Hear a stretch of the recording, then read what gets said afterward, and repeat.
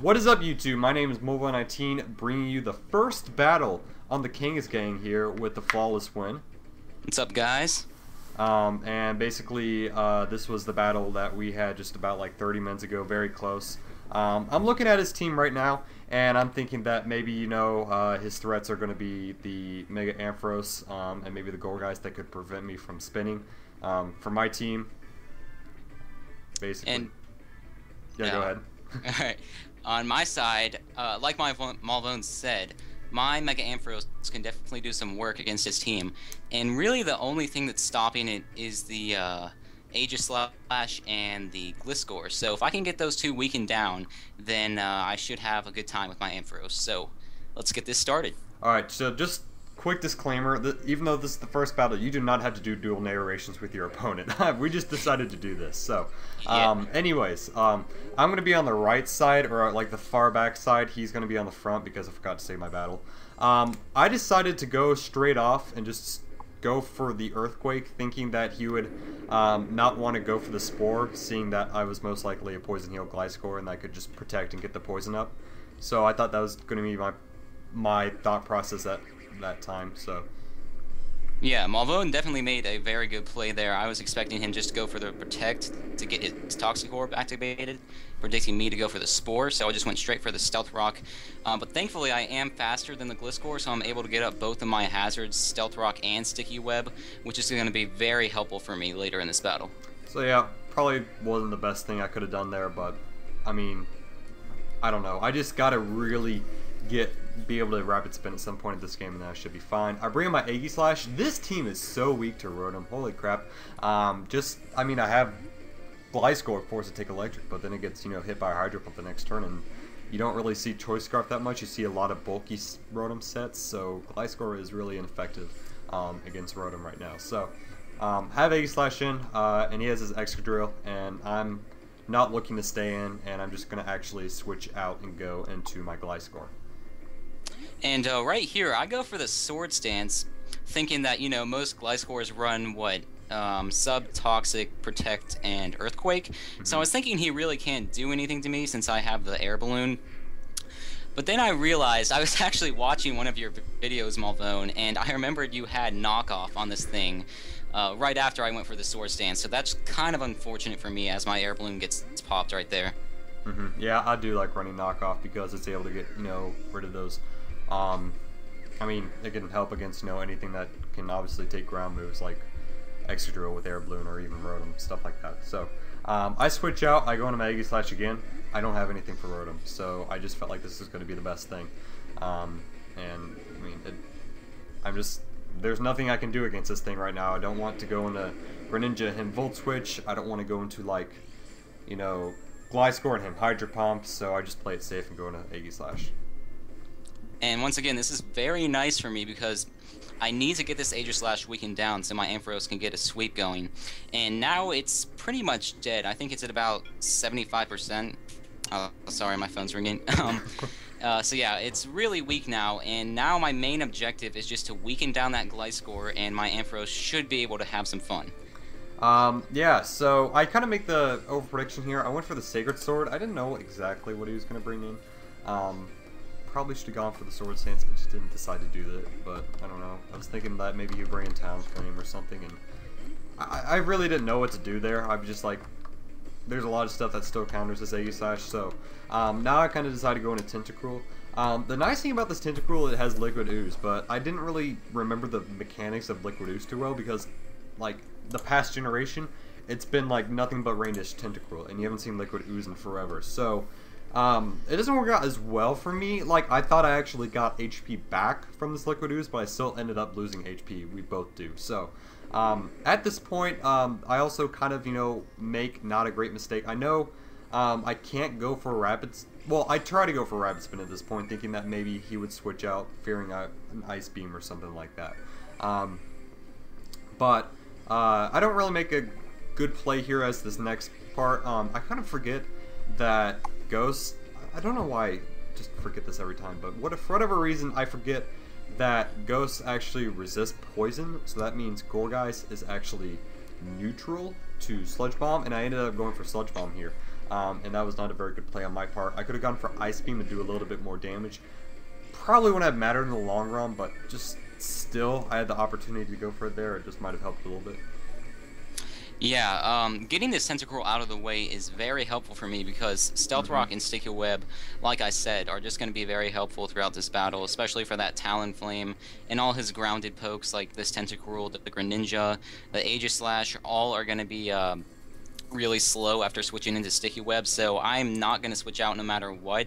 I'm pretty sure my Gourgeist can take an Ice Beam if he does have it, and like he just said, he did have it.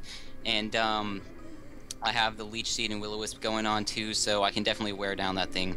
And like I said, I'm not very scared of anything, and I don't want to switch out. So, going to Lucario now. This thing is not your average Lucario. It's my personal favorite set. I love running this thing. It is a specially offensive Mega Lucario, which I know most of you guys have seen from my videos, of course, because I use him so much. So this thing is nicely plot 3 attacks. It doesn't have Vacuum Wave though, because it does get a speed increase when it goes to Mega Evolution, which can hurt me at some points. In fact, it might a little bit in the rest of this game, but at this point I decided to go for Dark Pulse just because it was a safe play to go for. And he actually ends up bringing in Talonflame. It does a decent amount to Talonflame, so I'm okay with that. And then he goes for U-Turn, and that actually shows me, well, he had Sword Stance on the Extra Drill, so I'm just going to expect this thing to be banded, and pretty much that's going to work really well for me. I'm not expecting him to be running 2 Sword Stances, or 2, you know, Sword Stance Pokemon, and that's actually going to work out very nice. He's going to go for the U-Turn, and he's just going to have to pretty much just bring in something that will want to take an Aura Sphere or just something from a Lucario, and that's going to end up being Rotom, so... Yeah, I brought in Rotom thinking he would go for the Dark Pulse again because, like he said, it is the most safe play because I don't think I have anything that resists Dark Pulse left. But he actually goes for the Aura Sphere, and that's not good for my Rotom because I take all that damage, and it's definitely a 2-hit KO. And I decide I want to keep my Rotom for his Gliscor, just because, like I said, I really need that Gliscor gone if my Ampharos is going to sweep. So I decide to sack my Excadrill instead, because his Aegislash is pretty much dead, and he doesn't have any hazards up, so I don't really need it. And I'm just going to go into my Talonflame right here. And obviously I scare him out with both the Brave Bird and the Flare Blitz, and he brings in the Gliscor right here, which is perfect for me because, like I said, I really want to wear down this Gliscor so my Ampharos' Dragon Pulse will be able to kill it. And this Brave Bird actually does a lot of damage. Were you surprised by that, Mulvone? I was. I mean, I know this thing is banded. Are you running Jolly or Adamant? I'm actually running Jolly. Wow, then that is surprising actually. That's doing a lot of damage. I'm bulky, 252 defense, 252 HP. I was a little surprised at the damage output there. I felt like I don't know, but between those Brave Birds, between the first 2, he went for my Gliscor. I could have gone for Protect and get a little bit of HP back, which might have actually helped me a little bit later down. But I just didn't think that was the best play because he could have easily switched out and gone into something else. I don't know. I just kind of played it safe here. Just go for the poison, at least wear this thing down. But it actually leaves me at a point because I didn't go for that protect before. Like I said, I could have gone for before.